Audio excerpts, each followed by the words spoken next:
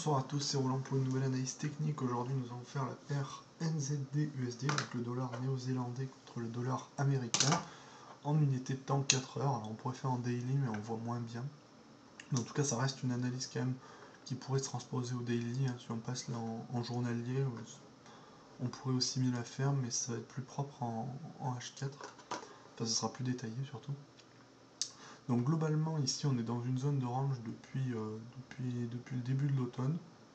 Vous voyez, on a une zone, disons si on va sur les zones moyennes, on est comme ça à peu près. Ça me paraît honnête.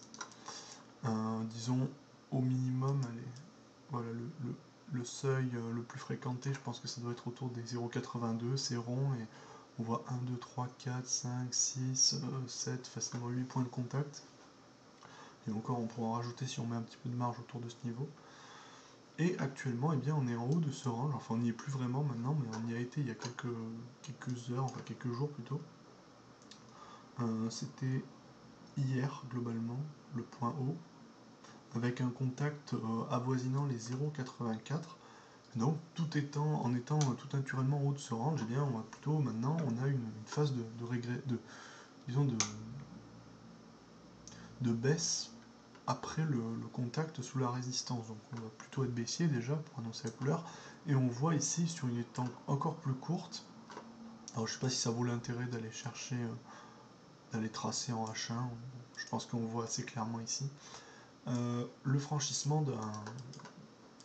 d'un canal baissier, enfin le franchissement du support oblique d'un canal baissier, annonçant la baisse consécutive. Enfin la cassure est bien placée puisqu'elle est située en dessous du support, pour bien montrer la cassure. Il n'y a pas de doute là-dessus. Alors il pourrait y avoir un peu de support autour de 0,83, c'est la zone médiane du range, ça se voit ici, hein. Et c'est aussi le dernier plus bas vis-à-vis ici des plus bas précédents. Donc là on pourrait avoir un pullback qui va se former. Je dirais que pour shorter il serait bien de shorter à 0,83, c'est-à-dire à ce niveau là, 83,5 pardon, 0,83,5. Donc attendre un petit pullback sur le NZD-USD. Alors je fais la vidéo un peu en avance, c'est au cas où ça se passe pendant la nuit ou le matin, ou que je ne sois pas disponible au moment où ça arrive. En tout cas là on a eu confirmation de la cassure, j'aurais pas fait forcément l'analyse sur la bougie ici avant la grosse bougie rouge, j'aurais peut-être pas fait là-dessus parce que là il y avait du doute, mais là on a quand même une bonne pression baissière. Maintenant on attend, enfin on espère surtout un petit regain haussier pour pouvoir se donner de la marge en termes de short. Alors jusqu'où, c'est difficile à dire. Je pense que 0,82, disons 0,82, ouais, 0,82 peut-être avec un petit peu de marge, 0,82, 0,5 par là, ou 0,82,1, 0,82,1, 0,821, ça me paraît honnête en termes d'objectif, surtout si on rentre, bon, on pourrait aller jusqu'à 0,82 en rentrant maintenant, mais le problème c'est qu'il y aurait un gros risque de se faire stopper trop tôt.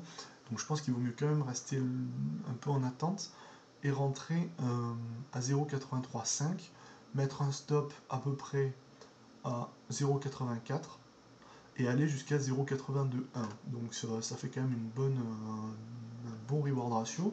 On a quand même un stop qui est quand même beaucoup plus près du point d'entrée que le point d'entrée du take profit, donc c'est quand même favorable, surtout que là on est quand même dans une situation vraiment, à mon avis, favorable pour shorter sur le NZD-USD, parce que vraiment il n'y a pas beaucoup de points de résistance.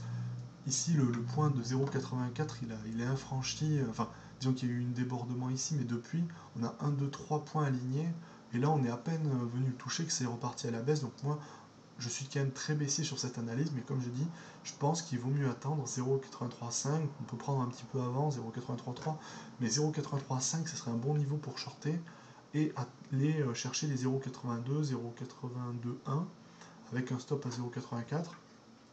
Alors déjà dans un premier temps, en termes d'objectifs, rapidement, on va avoir ceux du canal, c'est-à-dire la largeur du canal reporté.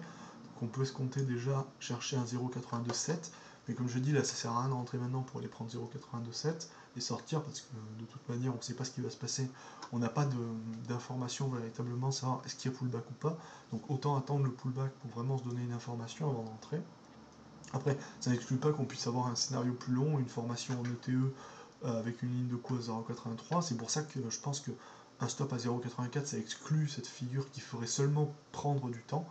Le seul scénario au-dessus de 0,84 qui soit possible, c'est une contradiction de l'analyse finalement. L'analyse est plus valable. Avant 0,84, c'est plus indécis parce que même le pullback peut se reporter un peu plus loin. Donc en mettant un stop à 0,84, on élimine tout risque d'avoir un scénario à moitié réalisé en fait. Et le take profit à 0,821, ça me paraît honnête. Je vois pas trop de niveau. Alors évidemment, ça peut s'arrêter avant. Là, c'est difficile d'être sûr sur des échelles comme ça, mais ça me paraît possible. En tout cas, s'il y a un niveau, c'est celui-là. Voilà. Donc, analyse baissière sur le NZD USD avec un point d'entrée à 0,835, un stop à 0,84 et une sortie à 0,821. Voilà, j'espère que cette vidéo vous aura plu et je vous dis à la prochaine.